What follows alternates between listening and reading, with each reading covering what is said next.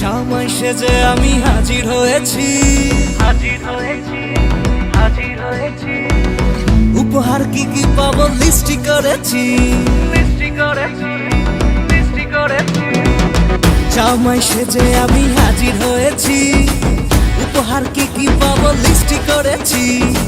জমিয়ে খাবো আমি ইলিশ মাংস কই, খাবো আমি ছেটে পুটে মিষ্টির সাথে দই।